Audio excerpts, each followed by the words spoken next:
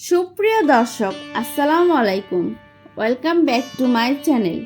আজ শেয়ার করব গরুর কলিজা ভুনার রেসিপি। কিন্তু তার আগে যারা আমার চ্যানেলটি সাবস্ক্রাইব করেননি, এরকম আরও নতুন নতুন রেসিপি পেতে প্লিজ আমার চ্যানেলটি সাবস্ক্রাইব করে পাশে থাকা বেল বাটনটি প্রেস করে দিন পরবর্তী ভিডিওর নোটিফিকেশন সবার আগে পাওয়ার জন্য। আমি এখানে নিয়েছি আধা কেজি গরুর কলিজাটা আমি ছোট ছোট করে কেটে নিয়েছি। এই একই রেসিপিতে আপনারা খাসির কলিজাও রান্না করতে পারবেন। প্রথমে আমি একটা পাত্রে ফুটন্ত গরম পানি করে নিচ্ছি। তারপর কলিজাটা আমি পানিতে দিয়ে দিলাম।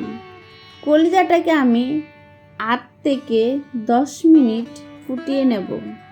একটু জাল দেওয়াতেই দেখছেন কতগুলো ফেনা বের হয়ে গেছে।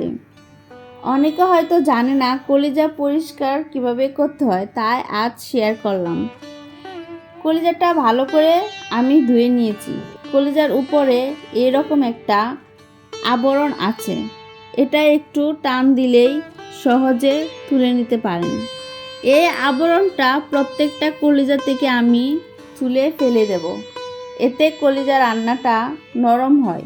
কলিজা রান্নার জন্য আমি নিয়েছি মরিচ গুঁড়া, হলুদ গুঁড়া, আদা বাটা, ধনিয়া গুঁড়া, জিরা বাটা, লবণ পরিমাণ মতো, পেঁয়াজ কুচি, রসুন কুচি, গরম মশলা।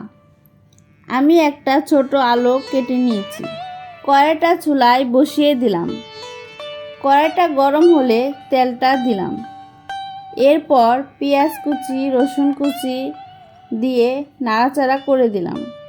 পেঁয়াজটা বাদামি হলে দিয়ে দিলাম জিরা বাটা, আদা বাটা, মরিচের গুঁড়া, হলুদ গুঁড়া, ধনিয়া গুঁড়া, গরম মশলা, লবণ পরিমাণ মতো দিয়ে সামান্য পানি দিয়ে সব মশলাগুলো ভালো করে কষিয়ে নেব।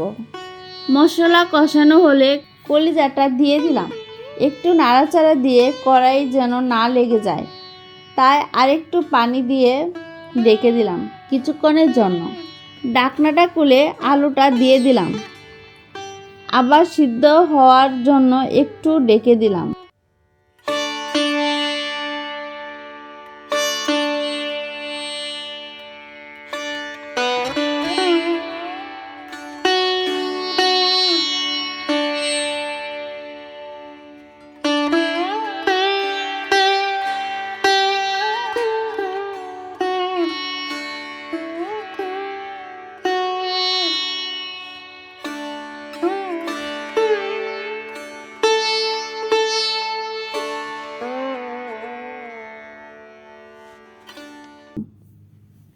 কয়েকটা কাঁচামরিচ দিলাম ফ্লেভারের জন্য।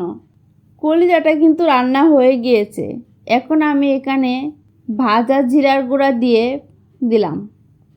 এবার পরিবেশন করে দেখাবো। আজ এই পর্যন্ত। নতুন কোনো ভিডিও নিয়ে আসবো। সেই পর্যন্ত ভালো থাকুন, সুস্থ থাকুন। আল্লাহ হাফেজ।